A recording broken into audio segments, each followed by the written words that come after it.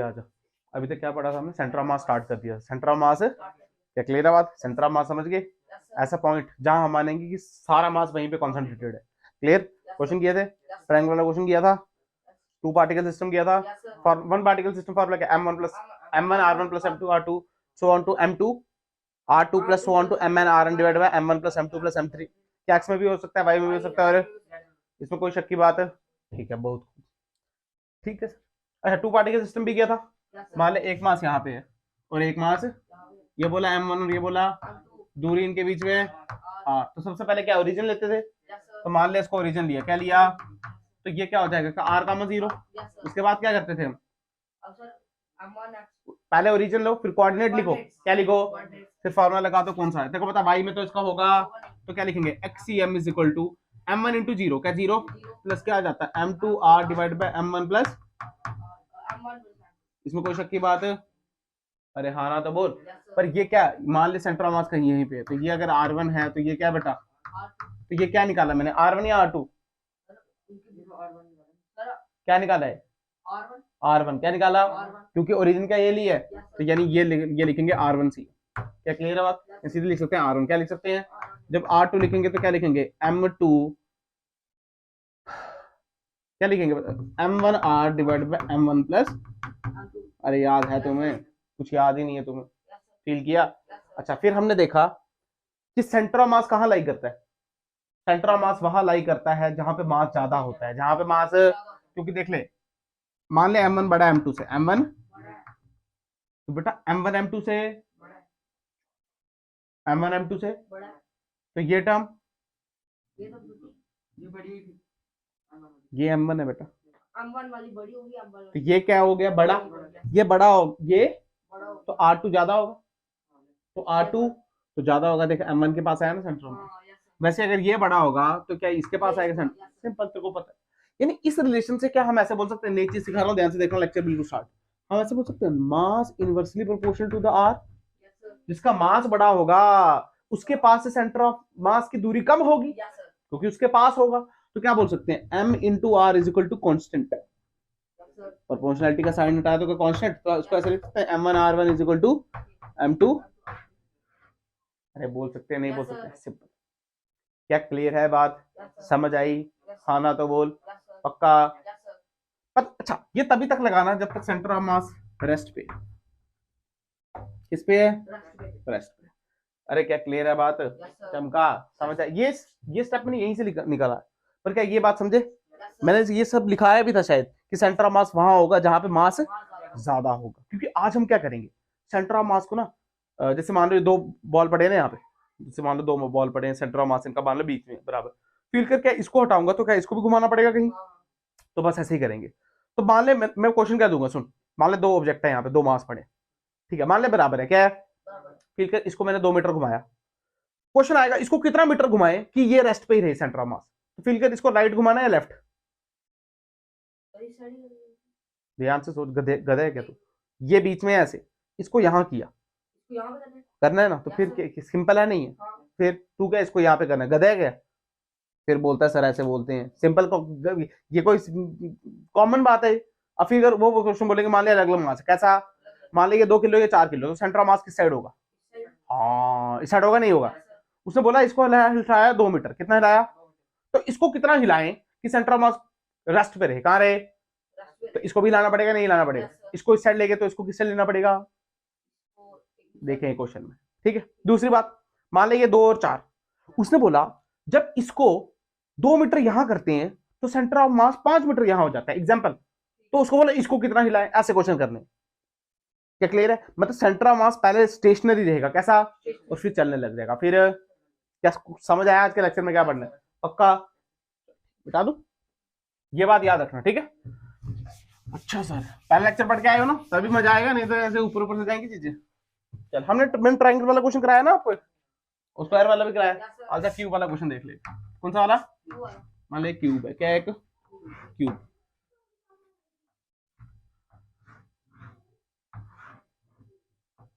क्या दिख रहा है क्यूब? अच्छा, मान ले क्यूब है, ये जो है ना 4 साइड, यहाँ पे मास टंगा हुआ, यहाँ पे मास है 1 ग्राम केजी का, कितने का? 1 1 1 और यहाँ पे ये जो पीछे है ना, ये है 2 kg का मास। कितने kg का? ये 2, ये 2, ये 2 और ये भी 2 kg, 2 kg, 2 kg, 2 kg। Feel आया? आया सेंटर ऑफ मास। एक बात बता, इसमें x में होगा, y में होगा, z में होगा, तीनों में होगा? तीनों में होगा। 3D फिगर है ना, कैसी है? सेंटर ऑफ मास बीच में होगा, कहीं पे। कहाँ पे होगा? कहीं भी हो सकता है, वो हमको कोऑर्डिनेट निकालने। क्या क्लियर? सबसे पहले क्या काम है? क्या जीरो मानेंगे? कहीं कहाँ माने जीरो? कहीं भी मान सकते हैं, हमको कोई दिक्कत। यहाँ पे स्टेशन मतलब यहाँ पे ऐसे माना जाता है तो हम भी मान लेते हैं, हालांकि कहीं से भी सॉल्व आंसर सेम ही आएगा। मान ले इसको मैं बोलता हूँ 0, ध्यान से 0,0, और मान लीजिए जो साइड दी है ये दी है 1 मीटर की। कितने की? तो क्यूब है तो सारी क्या 1 मीटर होगा? ध्यान से, जब यहाँ चले क्या सिर्फ x में चले, y में चले गया, z में चले गया, तो क्या लिखूंगा? 1,0, फील आया? ये निकल गए प्रांत तेरे। जब यहां से यहां चले तो यहां कितना चले? x में चले, और यहाँ क्या z में चले, तो क्या लिखेंगे? क्या 1,0,1? तुझे फील ही नहीं आया। जब यहां से यहां चले तो क्या सिर्फ z में चले? ये देख, तो क्या लिखेंगे? 0,0, फील आया? जब यहां पे चले तो फील कर, क्या z में भी चले, और तो क्या लिखेंगे? 0,1, तुझे आया ही नहीं। जब ऊपर चले यहाँ पे तो सिर्फ किस में चले? वेरी गुड, तो क्या लिखेंगे? 0,1, जब यहाँ पे चले तो y में भी चले और x में भी चले, तो 1,1, फील आया या नहीं? पता चला? पर फील कर, जब यहाँ चले, जब तो यहाँ भी चले, यहाँ भी चले, और क्या यहाँ भी चले, तो x में भी चले, y में भी चले, और तो 1,1, तुझे आया ही नहीं। क्या सारे कोऑर्डिनेट हो गए? सिंपल। कोऑर्डिनेट लिखना आए नहीं आए? तो आप क्या निकालेंगे? एक्सियम, वाईसीएम और जेडसीएम। आ जा निकाल। सबसे पहले एक्सियम क्या निकालेंगे? तो क्या m1 x1 plus m2 x2 चलता रहेगा। सुन, कितने मास है यहाँ पे? ध्यान से देख, 1 2, हाँ कितने मास है? तो 8। तो डायरेक्ट करेंगे हम वेस्ट नहीं करेंगे। सुन, सबसे पहले स्टार्ट करते हैं। अच्छा, क्या हमने इसको फर्स्ट माना है? तो नामकरण कर देते हैं, नामकरण कर देते हैं, ठीक है। थोड़ा सा, ये 1, ये 2, ये 3, ये 5, ये 6, ये 7, क्लियर? फील कर, क्या 2 इंटू 0 तो कितना आया पहला? प्लस यहां पे ये 2 पे, तो क्या 2 इंटू 1 तो कितना आया? अरे आता है ना m1 x1 plus m2 x2। x की बात चलती है, y की बात देखनी, y की बात देखनी। तो ध्यान से देख, ये भी 0 है, ये भी 0 है, ये भी 0 है और ये भी 0 है, तो 4 बार 0 आएगा, क्योंकि x1 x2 x3, ये देख x1 0, x4 0, x5 0 और x6 भी। तो फील आ रहा है तेरे को? अब दूसरे पे आ, दूसरे पे लिख दिया। तीसरे पे आ, 3 इंटू 1, 1 कैसे? 3 इंटू 1, अच्छा सॉरी 3 नहीं है, ये 1 इंटू 1 क्या है? 1 इंटू 1, और ये 2 किलो, ठीक है। 1 इंटू 1 तो क्या लिखेंगे? 1, क्या लिखेंगे? Very good. 4 पे है तो क्या लिखेंगे सीधे? Very good. 5 पे क्या लिखेंगे? 6 पे क्या लिखेंगे? और 7 पे कितना लिखेंगे? 2 इंटू 1, 2, और लास्ट में कितना लिखेंगे? 1। कितना लिखेंगे? और सबको अगर ऐड करें तो ध्यान से देख कितना आ रहा है? 2 2 2 2, कितना आया? 8, 8 और 4 12, कितना आया? 12। तो एक्सीएम की वैल्यू कितनी आई? ध्यान से देखिए, आया 3 3 6 6 बटे 12, क्या 1/2? तुझे आया ही नहीं। अब क्या निकालेंगे? वाईसीएम। क्या निकालेंगे? अच्छा, शुरू हो जा। अगर तो ध्यान से देख, 1 2 3 4, 4 जगह वाई भी क्या है बेटा? तो 4 जगह 0 वाई भी आएगा, ठीक है। पहले से शुरू हो जा, 0 पहले से, क्या दूसरे से भी 0, तीसरे से, चौथे से, तो पहले 4 तो क्या लिखेंगे? 0 प्लस 0 प्लस 0 प्लस 0। अब 0 कोई भी, ध्यान से देख, क्या 1 इंटू 1, क्या 2 इंटू 1, तो क्या लिखेंगे? 1 प्लस 2 प्लस 2 प्लस 1 बटे 12। अरे हाँ ना तो बोल, ध्यान से 6 बटे 12। वाईसीएम कितना आया? 1 बटे 2, कितना आया? अब क्या निकालना है? अच्छा आ जा, ध्यान से देख, जेडसीएम भी 4 बार 0 आएगा। 0 0, क्या 0 0, अरे हाँ ना तो बोल। अच्छा तो स्टार्ट करते हैं, ये पर ये 0, तो ध्यान से देख क्या लिखूंगा? 0 प्लस 0 प्लस 1, अरे हाँ ना बोल। यहाँ पे कितना लिखेंगे? वेरी गुड, प्लस यहाँ पे कितना लिखेंगे? और यहाँ पे कितना लिखेंगे? ध्यान से देख, प्लस 1 प्लस 0, यहाँ पे कितना आया? 0 प्लस यहाँ पे, तुझे आया ही नहीं। हाँ भाई ठीक ही है, बटे 12। तो ध्यान से देख, क्या 4 बटे 12, 4 बटे 12 क्या 1 बटे 3? Very good. तो ZCM की वैल्यू कितनी आ गई? 1/3। तो यानी कि अगर हम इसका सेंटर ऑफ मास लिखे, क्या लिखे? RCM लिखें, तो क्या लिख सकते हैं? 1/2 1/2 1/, और अगर IJK में लिखे तो क्या लिख सकते हैं? 1/2 I cap plus 1/2 J cap plus 1/3। तुझे आया ही नहीं, क्या मुश्किल है? कुछ मुश्किल है? चेक कर सकता है इसको। सुन, ये जो चार है ना 1 1 1 1, इसको अलग प्लेट मान, इसको निकाल दे। तो 1 1 1 1 क्या 1 मीटर पे है? चारों बराबर है, तो सेंटर ऑफ मास तो बीच में ही आएगा। तो 1 का आधा कितना होता है? 0.5। तो ध्यान से देख 1/2, पीछे देख 2 2 2 2, पीछे वाली प्लेट तो है, तो 2 2 सेंटर ऑफ मास बीच में ही आएगा। तो पर 1 मीटर का बीच कितना होता है? 0.5। तो आंसर देख। फील आया नहीं आया? शॉर्टकट सिखा रहा हूं, अब फील कर। ये 8 kg अलग, पीछे वाला अबे 2 2 2 2 बीच में आया ना यार, इसका आया ना बीच में। और ये 4 kg अलग, और बीच की लेंथ क्या 1 मीटर? तुझे आया ही नहीं। अगर तू ओरिजिन मान ले तो क्या 4/12, तो क्या 1/3? देख तेरे सामने शॉर्टकट। अरे फील आया कि नहीं? पता चला? निकल के प्राणी तेरे आया तुझे? पक्का? कैसा क्वेश्चन कर पाएगा? हाँ ना बोल। तेरे सामने। पर इससे क्यों कराया मैंने? इससे इसलिए करवाया ताकि मान ले ये बराबर नहीं होते, फिर दिक्कत हो जाती नहीं, क्योंकि ये सेंटर ऑफ मास 1/2 पे तब आएगा जब ये चारों बराबर होंगे। हर बार चारों बराबर होने जरूरी, पर तू क्या इस XYZ से कर सकता है क्या? मेन चीज है कोऑर्डिनेट लिखना आने चाहिए और ओरिजिन मानो। ओरिजिन तू इसको मान सकता है, मुझे कोई फर्क, आंसर सेम आएगा। क्या क्लियर है? तो कोऑर्डिनेट में गलती बिल्कुल भी, कैलकुलेशन में गलती बिल्कुल भी। क्या क्लियर है बात? समझ आया या नहीं समझ आया? पक्का? अब थोड़ी चीज पढ़ते हैं, उसको बोलते हैं सेंटर ऑफ ग्रेविटी। क्या बोलते हैं? हालांकि तेरे को समझा देता हूँ, हालांकि उसके लिए थोड़ा बहुत ग्रेविटेशन आना चाहिए। जो कॉन्सेप्ट यूज होगा मैं तेरे को सिखा दूंगा। ठीक है सर, चल रहे? ठीक। अब जो हमने पढ़ना है उसको बोलते हैं सेंटर ऑफ ग्रेविटी। क्या पढ़ना है? अभी तक हमने क्या पढ़ा? Centre of mass. क्या पढ़ा? कुछ भी नहीं है, ध्यान सुन। सेंटर ऑफ मास क्या? सेंटर ऑफ मास है वो पोजीशन जहां पे हम मानते हैं कि सारा मास और ग्रेविटी में क्या मानते हैं? वो पॉइंट जहां पे सारा वेट कॉन्सेंट्रेट, जहां पे सारा वेट लग रहा है। क्या लग रहा है? सिंपल सिखाऊंगा, पर बात क्या समझ आई तेरे को? अच्छा देख, इससे नहीं तेरे को एक चीज पता होनी चाहिए, एक होता है जी और एक होता है जी। ये क्या होता है? एक्सेलरेशन ड्यू टू, और ये क्या होता है? Universal gravitation constant. क्या दोनों की वैल्यू अलग? ये कभी चेंज, पर ये चेंज, ये चेंज बड़े तरीके से हो सकता है। रोटेशन पे हो सकता है, हाइट पे हो सकता है। जैसे एग्जांपल बताऊं, अगर धरती को सुराख करके मैं धरती के सेंटर तक जाऊं ना, तो ये जी घटता है, ये जी। ऊपर जाऊंगा तब भी ये जी, तभी तो जीरो हो जाता है। हमने देखा ना स्पेस में मुड़ते हैं, क्योंकि ऊपर जाते वक्त जी क्या होता है? घटता है। बट फील करके हमारी हाइट क्या इतनी ज्यादा है? हम तो छोटे हैं ना यार। एक्चुअल में देखा जाए तो मेरे सिर पे ग्रेविटी अलग है और मेरे इस पे ग्रेविटी, क्योंकि हाइट से चेंज होती है ना, हाइट से। बट हम क्या बहुत छोटे हैं? हम तो मीटर में हैं हम तो। और ये जी तब चेंज होता है जब मतलब हम मान ले तो हम चले गए 1000 किलोमीटर यहाँ से ऊपर, फिर जी में तो हमको दिख रहा है 500 किलोमीटर चले गए। क्या हम 500 किलोमीटर के हैं? हम तो 5 किलोमीटर के हैं। क्या हम 5 मीटर के हैं? क्या हम 5 मीटर के भी नहीं है, हम 5 फीट के हैं। किसके हैं? हम बहुत छोटे हैं। यानी हमारे लिए जी चेंज, तभी हमारा सेंटर ऑफ मास भी वहीं पे होता है, सेंटर ऑफ ग्रेविटी भी। फील आया नहीं? पर हर बार ऐसा हो जरूरी? सुन ध्यान से। मान ले बहुत जबरदस्त बिल्डिंग है। कैसी है? अब बुर्ज खलीफा तगड़ी है, हालांकि बुर्ज खलीफा को जब बनाया था तब भी उसी हिसाब से डिजाइन किया जाता है, पर मान ले बहुत जबरदस्त बिल्डिंग है। बहुत, 2 बिल्डिंग्स हमारा। कितनी बिल्डिंग्स? अच्छा सर, ठीक है। मान ये बिल्डिंग है, सिंपल है मतलब। और ये जो बिल्डिंग है इसकी हाइट बहुत बहुत कम है अर्थ के रेडियस से। किससे? अर्थ का रेडियस कितना है? 6400 किलोमीटर। बता रहा हूं मैं आपको, सिखा रहा हूं। 6400 किलोमीटर। और मान लीजिए जो बिल्डिंग है, ये बिल्डिंग है मान ले 1 किलोमीटर की। कितने की?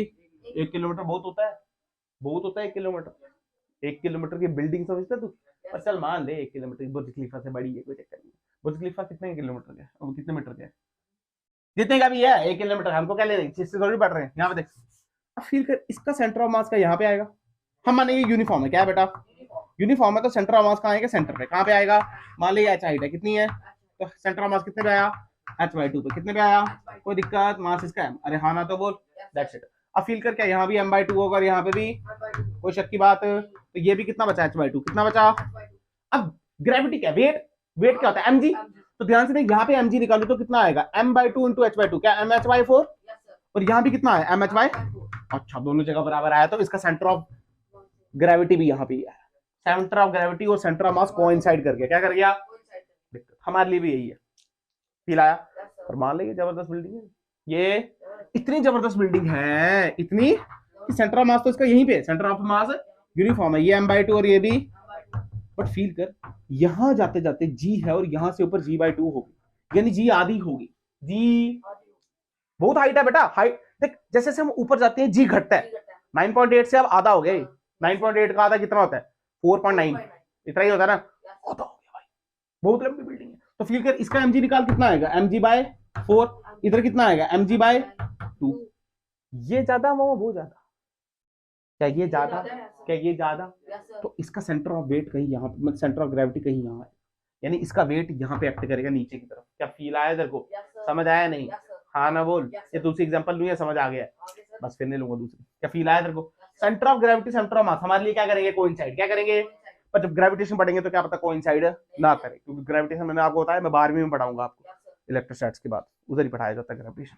अरे क्या क्लियर है बात, पक्का समझ आया या नहीं समझ आया, देख तेरे सामने सेंटर ऑफ मास वो पॉइंट जहां पे सारा मास कॉन्सेंट्रेटेड है, सेंटर ऑफ ग्रेविटी वो जहां पे सारा, ऐसा बोलते हैं वेट एक्ट कर रहा है, क्या कर रहा है हमारे लिए बिल्कुल।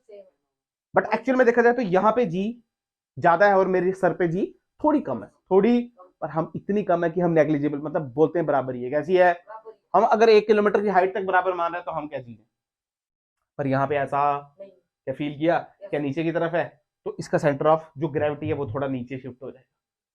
क्या क्लियर है बात, समझ आया। सेंटर ऑफ ग्रेविटी कभी ऊपर शिफ्ट क्यों नहीं होती है, क्योंकि ऊपर जाता है जी घटता है, और यूनिफॉर्म बिल्डिंग तो यूनिफॉर्म है हमारी, हम ये मान रहे हैं कि मास दोनों बराबर बराबर। क्या फील आया, कंडीशन चेंज हो सकती है अगर मैं मास चेंज करूं। क्या क्लियर, पक्का समझ आया, लिख पाओगे, very good.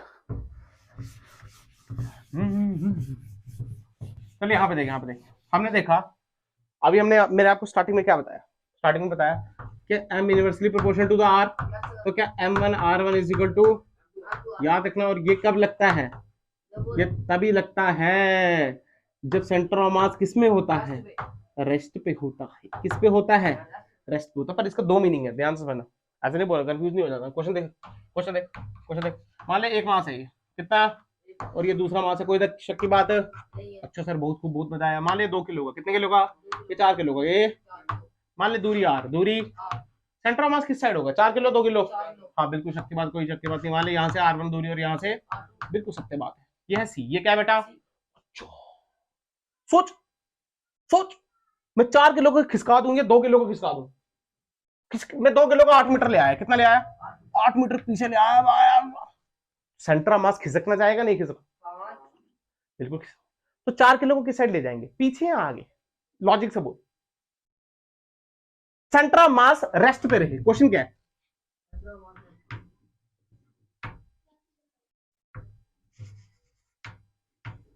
How much should we displace 4 kg so that, and in which direction so that center of mass remain at, समझ आया क्वेश्चन, समझ आया कि सेंटर ऑफ मास को रेस्ट पे रहना। देख फील करना, अगर ये पीछे जा रहा है, अगर ये तो आर बड़ा हो रहा है, तो आर तो बड़ा हो रहा ही है, आर बड़ा हो रहा है और मास तो वैसे ही कम है, गलत है।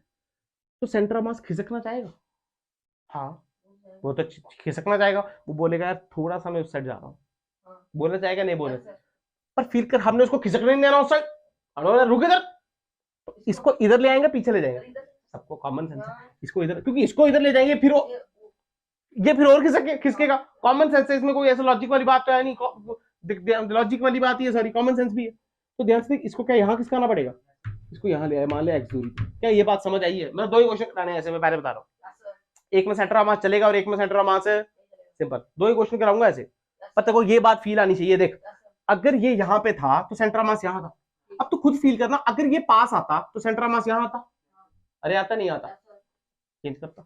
अब तो फील कर, ये पास आता ये वाला तो सेंटर ऑफ मास यहाँ जाता, फील कर रहा है नहीं कर रहा, फील कर रहा है नहीं कर रहा, क्योंकि m inversely proportional to r है भाई, जिसका मास बड़ा उसका r कम होगा, उसका आर है। तो फील करना अगर ये यहां पे आ जाए और ये यहीं पे रहे तो इसका आर कम होना चाहिए ना, होना चाहिए नहीं?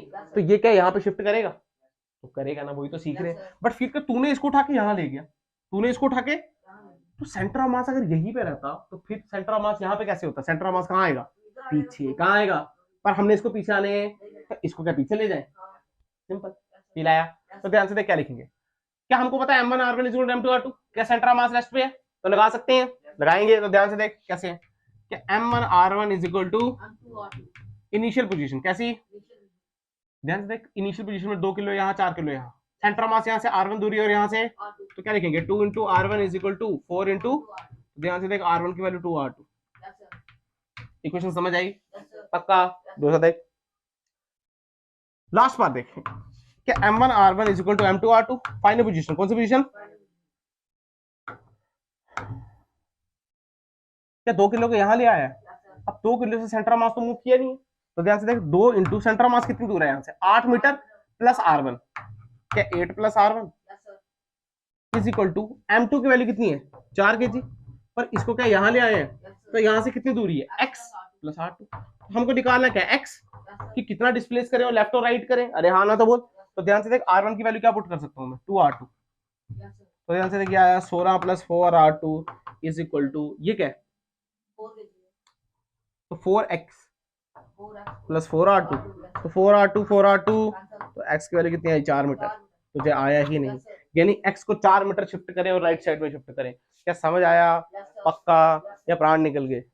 समझ आया? क्या ये बात फील की तूने कि सेंटर ऑफ मास वही रखना है, इसको पीछे ले गए तो इसको भी पीछे लेना पड़ेगा भाई, क्योंकि अगर आर इसका बढ़ा रहे हैं तो इसका भी आर थोड़ा बढ़ाना, तो चमका नहीं चमका, क्योंकि सेंटर ऑफ मास को फिक्स रखना। क्या क्लियर? पक्का? समझ आया? अच्छा, ऐसा क्वेश्चन और कराओगे? अच्छा कराओ, बड़ा एक, ठीक है। अब एक में क्या करेंगे? सेंटर ऑफ मास को मूव करेंगे। क्या करेंगे? वो भी कर ले। एक ही क्वेश्चन कराऊंगा वैसे, ध्यान समझ ना, तो रॉकेट साइंस नहीं है। घर जाके आप खुद क्वेश्चन ऐसे बना सकते हो, जो नहीं निकलेगा मैं समझा दूंगा। ध्यान से देख, क्वेश्चन दूसरा, मान लो ये मास है और ये भी, ये 1 किलो, कितना किलो? और ये मान ले दूरी R, दूरी, इसमें कोई शक की बात। सेंटर ऑफ मास किस साइड होगा? 2 किलो वाली साइड। ये R1 और ये, कोई शक की बात, ये C। फिर तो उसने बोला 2 किलो को राइट साइड ले गया मैं 10 मीटर, कितना भाई? 10 मीटर ले गया यहाँ पे, 2 किलो अब यहाँ पे पड़ा है, ये इसकी फाइनल पोजीशन, ये इसकी। तो फील कर, क्या C शिफ्ट करेगा? नहीं करेगा? करेगा नहीं। उन्होंने C शिफ्ट किया 2 मीटर, कितना मीटर? मतलब यहाँ सिर्फ 2 मीटर, ये आए नई पोजीशन C डैश। उसने बोला क्या 1 kg को किस साइड शिफ्ट करें और कितना शिफ्ट करें? सुन ध्यान से, लॉजिक सुन। इसको 10 मीटर शिफ्ट करने पे ये 2 ही मीटर शिफ्ट हुआ है, क्या भारी है? अगर इसको वहां शिफ्ट कर रहे तो इसको भी ज्यादा शिफ्ट होना था, बट ये ज्यादा शिफ्ट क्यों नहीं हुआ होगा? क्योंकि इसको हम लेफ्ट ले गए होंगे। लॉजिक आया नहीं आया? फील आया? अब नहीं कराऊंगा अगला क्वेश्चन, ये तेरे को बात चमकी? क्योंकि अगर इसको 10 मीटर शिफ्ट किया है, सेंटर ऑफ मास कितना शिफ्ट किया? 2 मीटर, तो इसका मतलब इसको क्या पीछे ले गए होंगे जबरदस्त? तो इसको पीछे ले गए भाई, यही एक्स निकालना है। क्या तुझे फील आया या नहीं फील आया? अच्छा, एक और लॉजिक सुन। मैंने जो तेरे को बोला था ना M1 R1 is equal to M2 R2 हमेशा कब लगता है? जब सेंटर ऑफ मास रेस्ट पे हो। किस पे हो? पिछले क्वेश्चन में अगर तेरे को मैंने सिखाया नहीं, अगर मैं डायरेक्ट बोलता तो ध्यान से देख, क्या ये 2 था, क्या ये 4 था? इसको क्या यहाँ ले गए थे, इसको क्या यहाँ ले गए थे? सेंटर ऑफ मास क्या यहीं पे था? ये क्या R1 था, ये क्या R2 था? क्या इसको 8 मीटर ले गए थे? तो क्या ये x निकालना था? इसको डायरेक्ट निकालते थे उस फॉर्मूले से। सुन ना, इनिशियल कंडीशन देख ना दूसरी कंडीशन देख, डायरेक्ट फाइनल देख। क्या देख? कुछ नहीं निकाल। क्या 2 को 8 शिफ्ट करना है, तो क्या 4 को x शिफ्ट करना है? तो क्या बोल सकते हैं 2 into 8 is equal to 4 into x। तो ध्यान से देख, x की वैल्यू 4 मीटर आती। आंसर आया नहीं आया? क्या हमने लंबा किया था? पहले x1 और x2 में रिलेशन निकाला था, डायरेक्ट आता है। फील आया? पर इसमें वो नहीं लगेगा चीज, देख तेरे सामने कराऊंगा। तभी मैंने लिखा है, तब लगता है जब सेंटर ऑफ मास कैसा हो? रेस्ट में हो। पर फाइनल कंडीशन में, इनिशियल में तो लगा सकता है, क्योंकि इनिशियल में तो रेस्ट में ही है और फाइनल जाके भी तो रेस्ट में ही आ रहा है। तो ध्यान से देख, इनिशियल कंडीशन बोल, क्या 1 इंटू R1 क्या is equal to 2 into R2। तो ध्यान से देखिए, आ गई फर्स्ट, क्या आ गई? दूसरी बोल, यहां पे पहुंच गए। तो ध्यान से 1 इंटू ये कितना दूर है? x प्लस R1 प्लस 2, अरे यहां तक जाना है ना, इज इक्वल टू ये यहां पहुंच गया। तो 2 kg कितना दूर है? क्या 10 प्लस x2 माइनस 2। देख इस x2 में से 2 माइनस करेंगे तो ये आ जाएगा। हमको तो यहाँ से यहाँ तक ही आना है, तो 10 में तो इतना ही ऐड करना है। तो ये देख 10 प्लस R2 माइनस 2, क्या तुझे आया? तो ध्यान से देख, क्या x प्लस 2 R2, इसकी वैल्यू यहाँ से पुट की plus 2 is equal to 20 plus 2 R2 minus 4, 2R2 क्या x plus 2 is equal to 16, x is equal to 14, x is equal to 7। तुझे आया ही नहीं, तुझे आया नहीं आया, सिंपल। क्लियर है बात? समझा? इसके बाद डिस्ट्रीब्यूशन बढ़ाना है, पर क्या ये समझा? पक्का? हाँ ना बोल। कोई दिक्कत है इसमें क्या? एक बात है, इस आर की जरूरत है क्या तेरे को? ये 10 दे 20 दे, तेरे को कोई लेने देना, तेरे को कोई लेने देना तेरे सामने। इवन की कट रहा है, हर बार कट जाएगा, टेंशन कोई बात है नहीं। कटेगा तो आपको वैल्यू दे देगा, तो एक रिलेशन और बन जाएगा, R1 plus R2 equal to 10, R1 plus R2 equal to 10। एक रिलेशन यहाँ से एक रिलेशन वहां से, वैल्यू तू ऐसे भी निकाल सकता है। क्या क्लियर है बात? समझ आया? नहीं ये नहीं सर, क्या लॉजिक समझ आया? इसको 10 लेके ये 2 ही चला। अगर ये ज्यादा चल जाता तो फिर दिक्कत हो जाती। इसको हमने चलाया है, देख फील कर, इसको आगे नहीं चला सकते ना, तो फिर उसका डिस्टेंस कम हो रहा है ना, फिर तो इसको डिस्टेंस बड़ा किया होगा, तभी तो सेंटर आवाज छोटा सा ही ला। क्या क्लियर बात? पक्का? समझ आया नहीं आया? हाँ या ना बोल। गारंटी? अब तो ध्यान से देख, इसको क्या 10 हटाया था, इसको कितना चलाया था, तभी ये 2 ही चला। अब गिनना नहीं है 7 प्लस 2 9 इक्वल 10, ऐसे नहीं गिनना। क्लियर है? समझ आया? पक्का?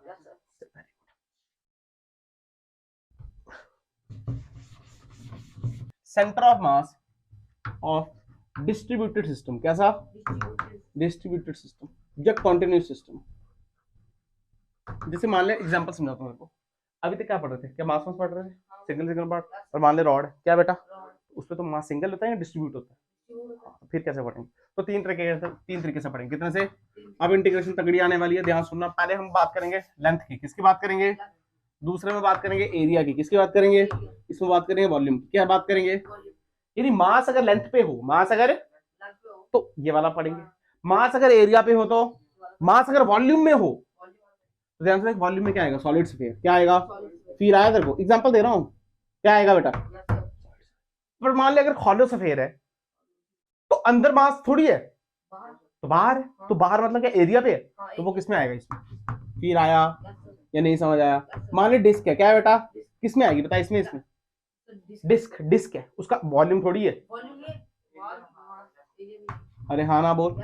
अच्छा मान ले यूनिफॉर्म रॉड है कोई, तो रॉड किस पे आएगी? हाँ, क्या फील आया तेरे को? अरे हाँ ना बोल। मान लो इसमें रॉड वगैरह लेंगे, क्या फील है? यानी फील करना, इसमें पूरा मास है, तो हमको मान लो डिस्ट्रीब्यूटिव है, तो हमको नहीं पता ना यहाँ है यहाँ। फील आया तेरे को? फिर कैसे निकाले हम? निकालेंगे ना। अगर ये यूनिफॉर्म है तो सबको पता है ये मास है, लेंथ है, तो L/2 पे आएगा। पर ये यूनिफॉर्म हो जरूरी, तो क्या करेंगे? x पे जाकर dx का एलिमेंट। याद है तेरे को? करे याद है? तो देख सुन, मान ले लेंथ L है, मास m है, तो क्या L में m मास है, तो 1 में कितना हो जाएगा? m/L इंटू, तो dx एलिमेंट में कितना मास होगा? m/L into dx। और ये किसके बराबर है? dm के बराबर। किसके बराबर? सिंपल। तुझे आया नहीं आया? और इस m/L को हम बोलते हैं मास पर यूनिट लेंथ। क्या बोलेंगे? और इसका एक नाम देंगे जिसको बोलेंगे लेमडा। क्या बोलेंगे? लेमडा। क्या बोलेंगे? ये आ जाएगा lambda dot dx is equal to dm। ये बात याद रखनी है। अरे तुझे आया ही नहीं? आया नहीं आया? यहाँ पे आ, मान ले कोई हॉलो हेमिस्फीयर डिस्क वगैरह है, तो उसमें भी क्या होगा? L लेंथ में क्या m मास होगा? पर यहाँ पे लेंथ की बात थोड़ी करनी है, यहाँ पे किसकी बात करनी है? तो एरिया में, एरिया में कितना मास है? तो 1 में कितना हो जाएगा? तो डी एरिया में कितना हो जाएगा? तो ये किसके बराबर होगा? डीएम के बराबर। किसके बराबर? तो m/a को हम बोलते हैं मास पर यूनिट एरिया। मास पर यूनिट एरिया। तो अगर मास पर यूनिट एरिया तो इसको हम बोलेंगे सिग्मा। क्या बोलेंगे? तो ध्यान से देखिए, इधर लिखेंगे sigma dot DA is equal to DM. क्या तुझे फील आया? यानी डीएम अगर यहां लिखना होगा तो लिखेंगे लैम्डा डॉट डीएक्स, क्योंकि ये किसकी कहानी है? अगर एरिया की कहानी है तो DM is equal to sigma dot DA. क्या फील आया? यहाँ पे मान लो कोई वॉल्यूम है, फील आया? अरे आया नहीं आया? तो 1 में कितना हो जाएगा? तो भाई अब क्या सिखाऊं उसमें? डीवी में कितना हो जाएगा? तुझे आया ही नहीं? अरे आया नहीं आया? अच्छा, ये किसका बराबर है? इसको क्या बोलेंगे? मास पर यूनिट वॉल्यूम। मास पर यूनिट, तो ध्यान से देख, इसको हम बोलेंगे रो। क्या बोलेंगे? Rho dot D V is equal to D M. तुझे आया ही नहीं? क्या सब डीएम डीएम निकाला है? पर ये क्या लिए छोटे छोटे एलिमेंट क्या लिए हैं, क्योंकि हम क्या करेंगे फिर इसको इंटीग्रेट, सिंपल क्या करेंगे इंटीग्रेट, क्या करेंगे कल वाला दिमाग खोल के रख देगा आपका लेक्चर, इतना भी मुश्किल है। अगर एक सीख जाओगे तो दूसरा आपको बस फील आना चाहिए कि हाँ रॉड है तो रॉड का एक टुकड़ा करूं और यहां से यहां तक इंटीग्रेट कर दूं। फील आया नहीं आया? फील आना चाहिए भाई, ऐसे गधेड़ों वाली बात नहीं करनी। क्या क्लियर है बात? जैसे गधेड़ों वाली बात सिंपल आया, समझ आया? अरे हाँ ना बोल, ध्यान से देख, मास पर यूनिट वॉल्यूम, यानी ये जो रो है इसका इसका इसका इसकी यूनिट क्या हो जाएंगे, मास का क्या केजी, वॉल्यूम का पर मीटर व्यू। ये क्या है बेटा, रो के यूनिट क्या हो जाएंगे, केजी अपॉन एरिया, तो केजी पर मीटर स्क्वायर।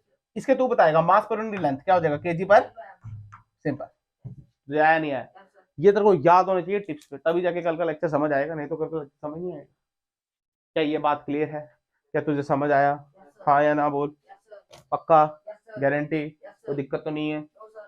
पक्का। सेंटर ऑफ मास अगर रेस्ट पे है तो क्या तू निकाल सकता है, क्या उसको आगे पीछे मूव कर रहे हैं तो क्या निकाल सकता है, सिंपल। क्या क्लियर? चलो।